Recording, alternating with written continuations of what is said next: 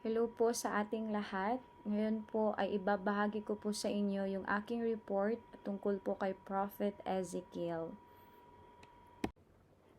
First is the man, his name Ezekiel. So pag sinabi po nating Ezekiel, it means God strengthen or God will strengthen. So Ezekiel po ay mababasa po natin siya sa Book of Ezekiel from the Old Testament. Now, Ezekiel, he would need the Lord's strength in order to preach the message God had him to speak. And then, also, the task of Ezekiel is to strengthen the exiles and turn them back to God. Now, ano po yung personal life ni Ezekiel? His personal life. So, si Ezekiel po, he was born in 622 BC, the son of Buzi, a priest, a possible lineage of the righteous Zadok. He was undoubtedly a priest himself.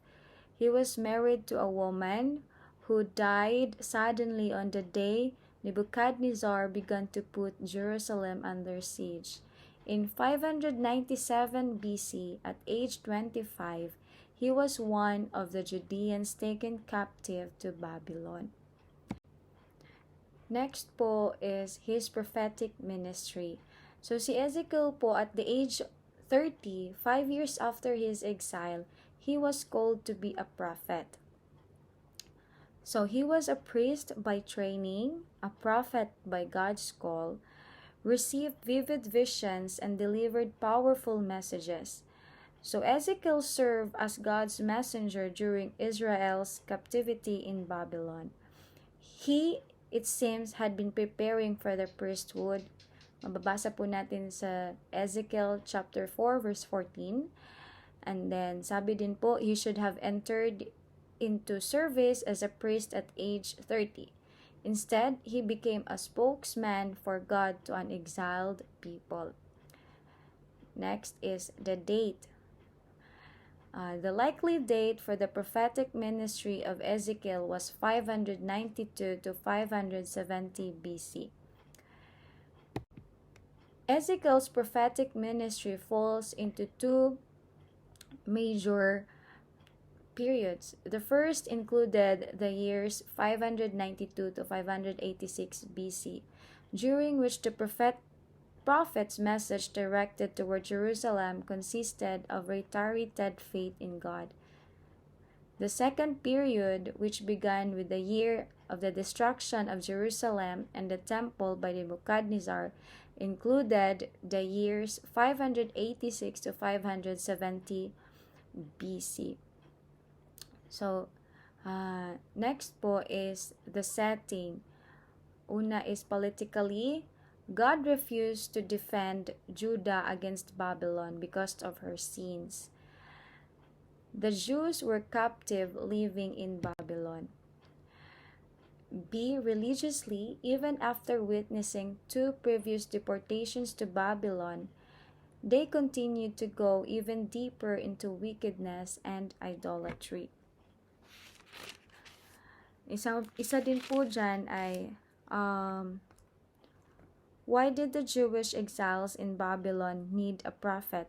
So God wanted Ezekiel to help the exiles understand why they had been taken captive, dispel the false hope that captivity was going to be short, bring a new message of hope, and call the people to a new awareness of their dependence upon God.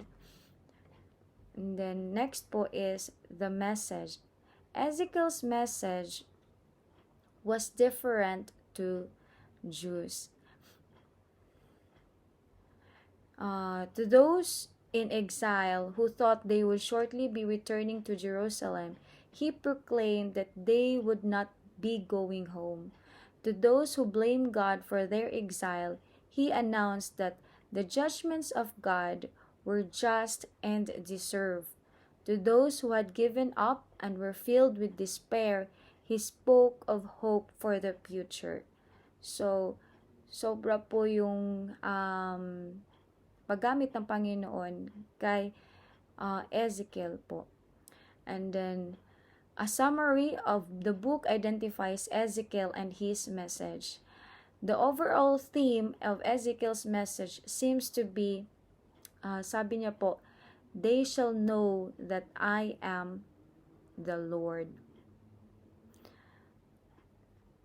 Then the mission of Ezekiel was to save from complete apostasy the group in Babylon that had been carried away in 597 BC.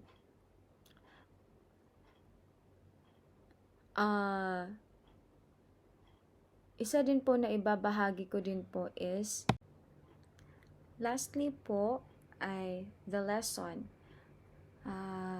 Upon reading the book of Ezekiel, the lesson that I can get is first, the importance of preaching. In spite of adversity, sa mga napagdaanan po ni Ezekiel stayed with his God-given task of preaching God's message. Nagpatuloy pa din si Prophet Ezekiel sa task na binigay ng Panginoon sa kanya. Next is personal accountability. Ezekiel emphasized the doctrine of personal responsibility for sin, the most vigorous term. The soul that sinned shall die. The message of Ezekiel in this respect constituted an important turning point in the prophetic message. So, ang Panginoon po talaga ay just at ayaw niya po ng kanyang mga anak ay mamuhay po sa kasalanan. And then letter C, no nation is indestructible.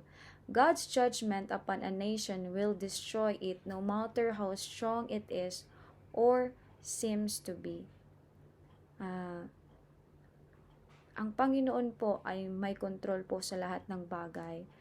And then, alam niya po ang lahat ng ating mga ginagawa. And lastly, letter D, salvation is of the Messiah. Chapter 34 speaks of a new and glorious day of Israel when God would set a new David, the Messiah, over them, give them a new covenant, and cause there to be a blessing in the land again. The vision of the dry bones in chapter 37 speaks of a day when God would cause spiritual life to enter into his people. The spiritual temple would be built by God for a man, providing living water to man. And another thing din po na natutunan ko po sa buhay po ni Prophet Ezekiel is ayaw po talaga ng Panginoon na ang kanyang mga anak ay mamuhay po sa kasalanan. Kaya mayroon po talagang pagpapalo at mayroon din pong pagpapala sa mga tao pong sumusunod po sa Kanya. So, it provides us the opportunity to learn about the consequences of sin. Na pag tayo po ay gumawa ng kasalanan, mayroon po talagang consequence na ibibigay ang Panginoon. At dahil nga po ang Panginoon po natin ay just, gusto niya po na tayo po ay mamuhay na ayon po sa kalooban ng Panginoon. Dahil nga po ay mahal niya po tayo na kanyang mga anak. At ayaw niya po na tayo po ay makaptive sa kasalanan. At yan lang po ang aking report patungkol po kay Prophet Ezekiel. Thank you and maraming salamat po.